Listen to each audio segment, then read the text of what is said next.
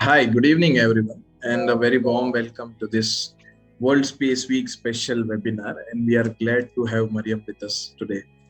So, just to introduce her before we begin our event, Mariam serves as national point of contact for Canada at the Space Generation Advisory Council. She is also a visiting scholar at the Blue Marble Space Institute of Science that works on science communication projects and is also collaborating on ocean worlds research with a scientist at NASA Goddard. Mariam has a BSc in electrical engineering from UT Austin and an MBA from the University of Toronto. She brings a global and multidisciplinary background to the space sector, having worked as a commercial space consultant, as a technology strategist in the enterprise innovation team at one of the largest banks in the Canada, as a field engineer again on an oil rig in Russia, a manufacturing engineer in a product development center in Texas, and this goes on. So I want Mariam to take over the stage and we can get on to our webinar.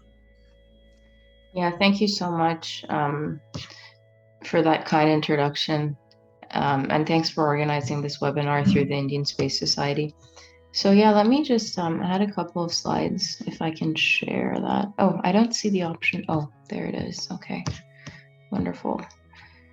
Can you see my screen? Not yet. It is loading for us. Yeah, now we can. Okay. Wonderful. Yeah, so basically just here to talk to you about my path joining the space sector. It was a little bit not so linear, I guess is a good way to put it. And here to sort of answer your questions as you try to navigate your careers in space and just to encourage you to think about diverse ways and skills that you could bring to the space sector. So I actually will talk a little bit about my motivation. I was very interested in science fiction growing up, and from an early age that sparked the interest in thinking about humanity's future in space. But I also was growing up in a developing country, and we didn't really have a space program there. So when I ended up moving to the US for my undergrad, I pursued electrical engineering. And I was in Texas. I ended up joining the oil and gas sector. So I work for Schlumberger. It's an oil field services provider. I ended up in Russia actually. So it's a rotation program. It's very interesting. I think one point I'd highlight here is early in your career, when you get these opportunities to step out of your comfort zone and do things that you probably wouldn't have done, go for it. Like I ended up in an island in the middle of nowhere, Russia, but I learned a lot of skills. And I think that's very pertinent to the sort of opportunities and paths I pursued later on. And so I also worked with them in manufacturing after my rotation in Russia ended. I was back in Houston, but as you can see, this is not really related to space yet, right? I'm working in the oil and gas sector. So how did I get to where I am? And we'll get to that shortly. The next thing that happened was the oil and gas sector went through a downturn in 2016, and I was on a student visa in the US. So another thing to keep in mind is when you're looking for countries abroad to work in and live in, it's really important to have conversations with other international students and get a sense of the opportunities that exist post your graduation in terms of like if you plan on settling in that country. And so I ended up moving to Canada actually, where the immigration situation is a little bit more welcoming for international students. And I got a scholarship to do an MBA here. And I've been in Toronto since then. So to preface that, I've been in Canada for 5 years now. After my MBA, I ended up working at the intersection of technology and business roles. So I was doing some work at a quantum computing startup, and actually it was business development work.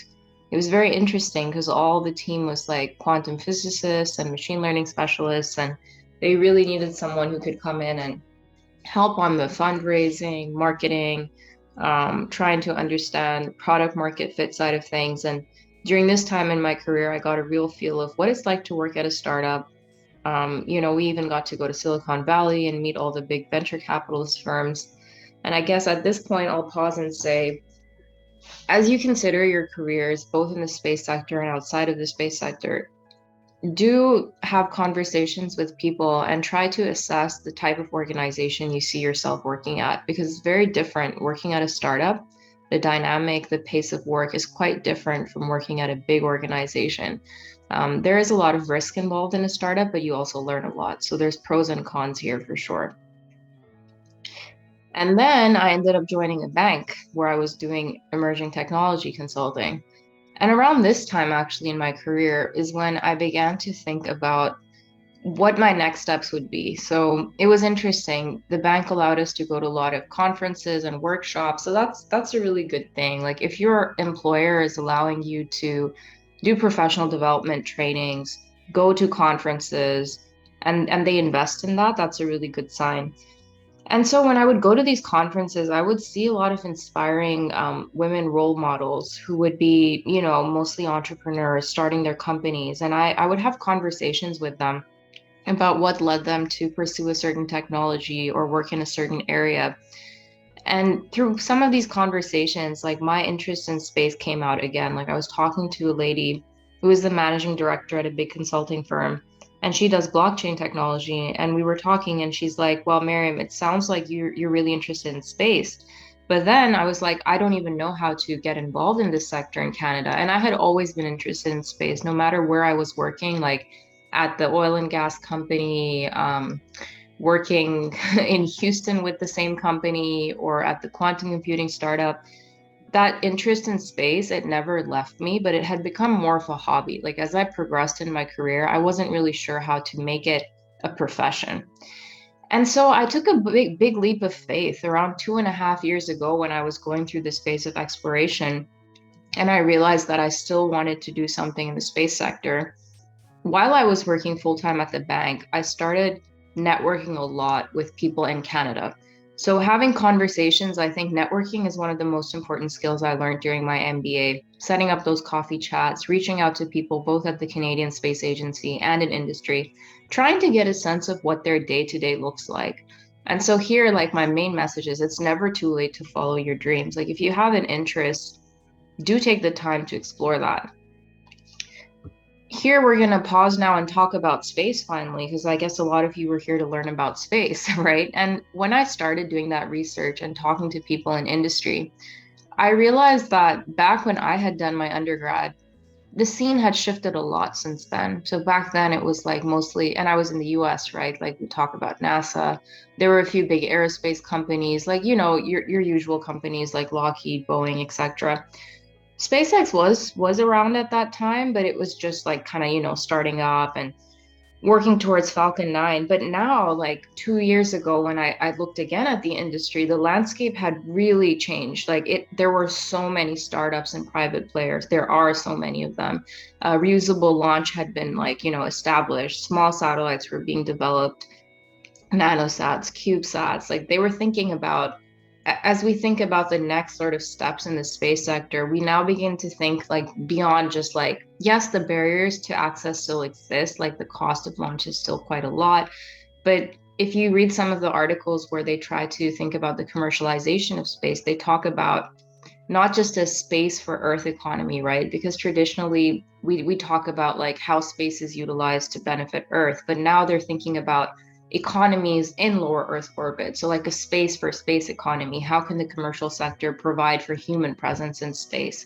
And if you look at the strategies of the space agencies, right?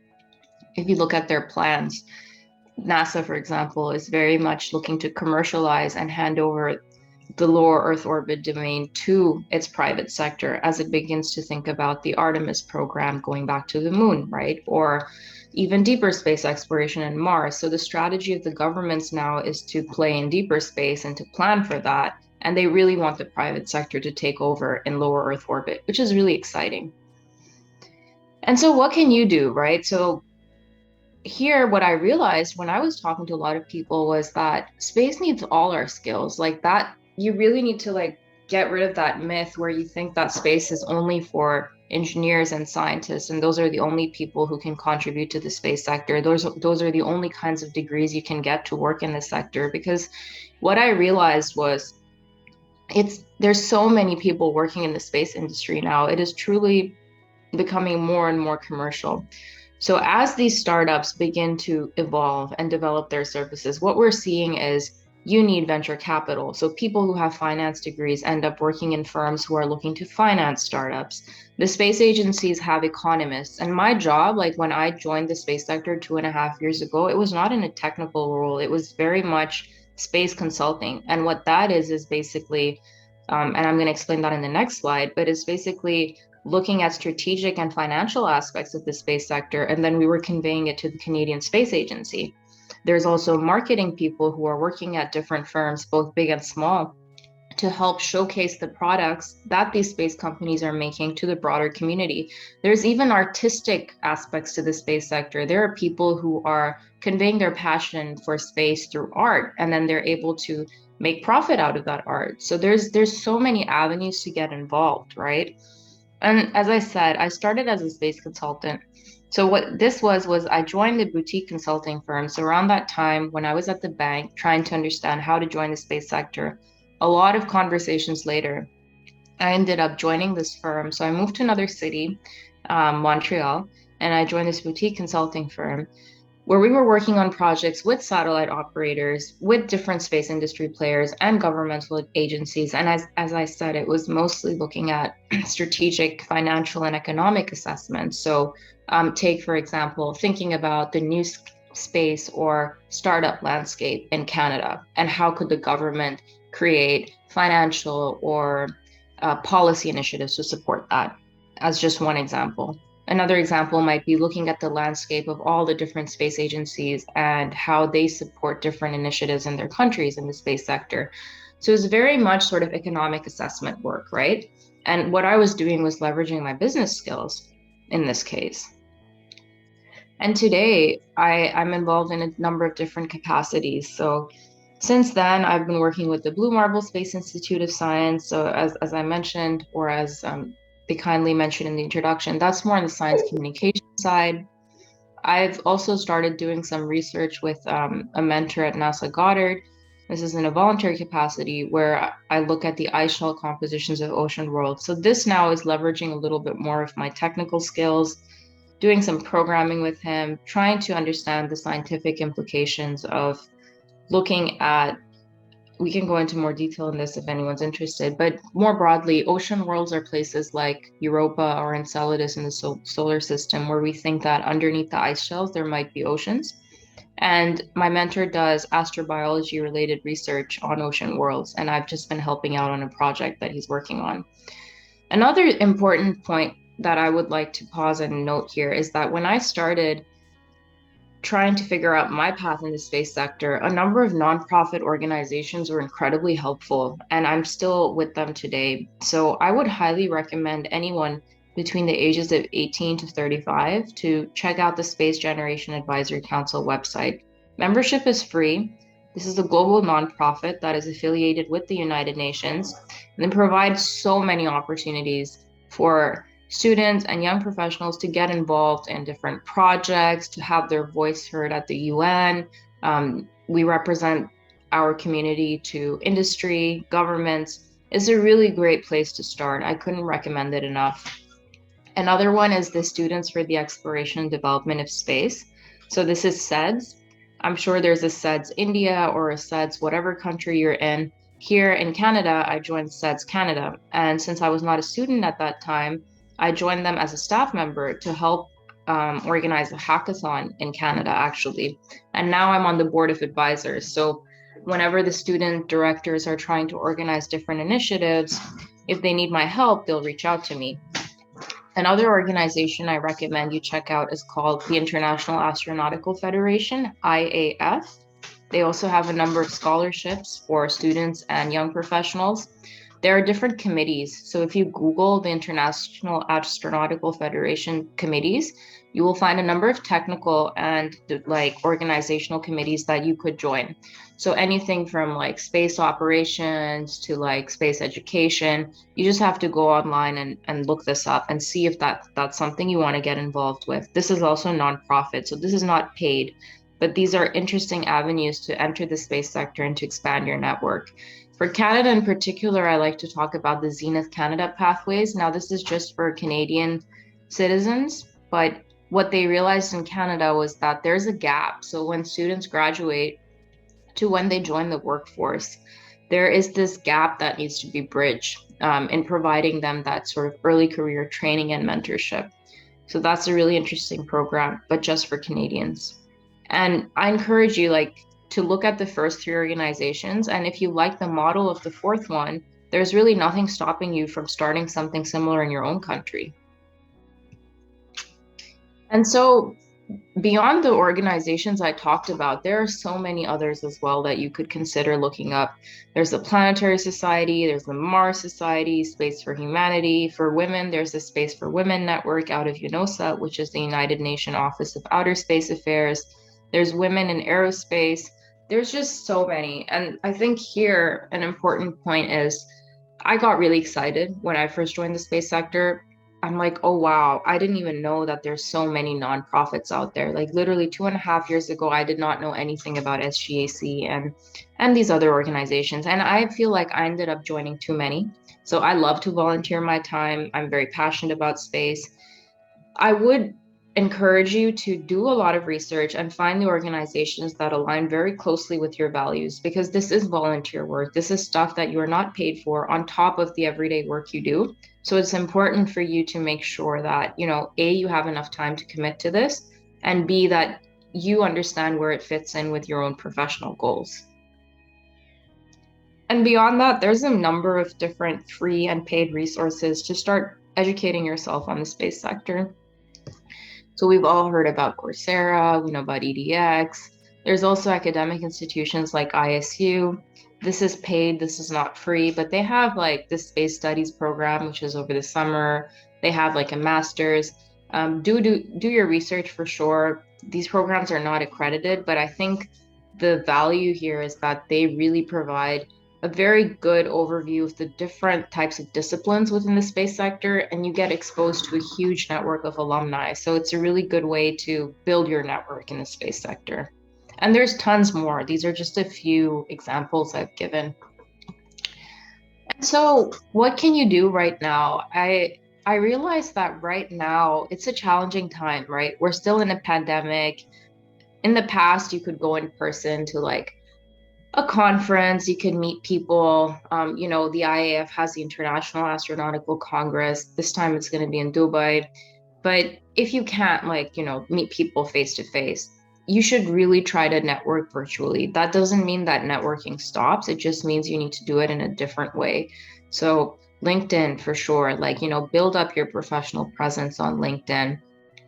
Make sure that biography section, you put down what your background is, what type of roles you're interested in, and use that, to make connections to people that you're interested in, your peers, people that you look up to, and just send them a note. When you send connection notes on LinkedIn, it's really important to add a message. Don't just add someone on LinkedIn.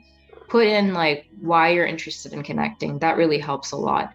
And don't be afraid to send emails. If you really want to connect with someone, send them an email message and ask them if they'd be willing to talk to you, because you want to get their input on a career path you're looking to pursue. And in this case, it's important to reach out to people who, there's two types of connections that are very valuable. One is to network with peers who are in the same position as you.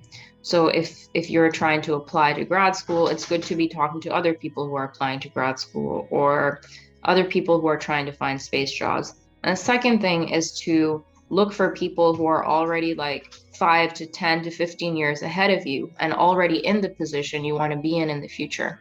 And in that case, you send a different kind of message and you ask them for their advice and to understand their journey. How did they get to where they are? Sign up for a lot of webinars and workshops. A lot of this is online right now. There are websites like Space Agenda where you can look for different meetings happening in the space sector. And then it depends on your subdiscipline, right? So these days I'm very interested in planetary science. I've signed up to a number of newsletters. I get alerts on different types of events. And it's important for you to sort of get yourself on those mailing lists, right? So you know what the different opportunities are. Attend conferences virtually if you can. I know that IAC, for example, doesn't have a virtual component right now, but there are a lot of conferences that do. And initially, a lot of them were actually free. So in a way, like because of the pandemic, accessibility has increased. So see if there are some virtual free opportunities that you could take advantage of and seek opportunities for collaboration. It's important not just to take. If there's an avenue where you could give back, like for example, there's a different like a project on like I don't know like a space habitat initiative and you have like design skills or you're interested in architecture, maybe the way you frame your approach is I would like to collaborate, and in this case like you end up working on a research project together, right? So try to be creative and think ahead as well when you reach out to people. And one important point here is definitely apply. Like if there are jobs you're interested in, if there's conferences you want to apply to attend to, if there's grants or scholarships. Like when I was first really trying to get my foot into the space sector just a few years ago, I really applied to anything that I was interested in. And here, like some of the biggest limiting factor could be ourselves. Like you could think, oh, I'm not qualified enough, or I don't really stand a chance. Like, why would they select me? But don't sabotage your chances yourself. Like you apply and let them decide, if you deserve that scholarship or not. So definitely you have to put yourself out there. And this is sort of my last slide, actually, where I summarize some of the reflections from my career, my journey, and just some advice for you. When you try to follow your passions, it's not an easy road. Like I want to be very transparent about that. And there are things you will have to compromise on. So when I started down this space journey a few years ago, I had to move to another city. I had to take a pay cut, for example, because I was no longer following the route that I was set on, but trying to take a different path, right? You hear a lot of no's, so you can't lose hope immediately. It took me 8 months of networking and applying to opportunities to get my first job in the space sector. And on average, things don't happen the next day. Like you could get really lucky and get a job offer tomorrow, but you should expect 6 to 8 months to a year sometimes of like really laying the groundwork for things to work in your favor. So you have to be open to rejection. But then the thing is, don't give up, right? If you're really passionate about something, that will eventually show. And it's never too late. Like for me, sometimes like, I feel like, oh, I started doing space later in my career. I didn't do it like right after undergrad, but everyone has different life circumstances, right? Like not everyone has that same path, and that's what makes you unique. And in this case, it's important to embrace the diversity that you bring to the table. Do not think of it as a disadvantage. Know that you have transferable skills. So I worked in oil and gas, right? I worked in business. It's about conveying that. So when you have interviews or when you talk to people, you should be able to make the connections and explain like how your past experiences are valuable to the space sector. And they definitely are. It's just about making sure you convey that, in a very clear way, because a lot of people still need to make those connections in their own head, and you need to help them understand the value sometimes. And seek mentors. So it was really very, very helpful for me to have mentors, like people who were advocating for me, who opened the door for different opportunities, who shared advice on how they got to where they are or how to approach a certain situation. And we're also, like sharing opportunities, like just sending you a message and saying, oh, hey, maybe you should apply to this. Like you need people who are looking out for you and willing to be that sort of guiding light sometimes, right? And this is interesting because mentorship, I've realized that you don't just typically go up and ask someone, can you be my mentor? What has happened for me is it's typically been people I've worked with, both outside and inside the space sector. So one of my biggest mentors is actually a director at the bank I used to work at. So he has nothing to do with space, but we worked together. He could see my interest in space. And he still encourages me to this day to like, pursue that interest. And we talk about like general like workplace issues, and he provides advice, and he's recommended me for a number of programs. So, have a diverse set of mentors. It doesn't just have to be in aerospace. And typically these relationships are formed when, you're working with someone very closely, or you've participated in a program together. Here I would like to highlight that there are actually formal mentorship programs too, where you apply to be paired with a mentor. And those are with the Space Generation Advisory Council. You can actually apply. It's the SGAC mentorship program. And I think the application is still open. So I would highly encourage you to apply for that. I had a mentor through that program. That was pretty useful too. If you're a woman in the space sector, there's the UNOSA Space for Women mentorship program. I also applied for that. A third one is actually the IAF Launchpad mentorship program.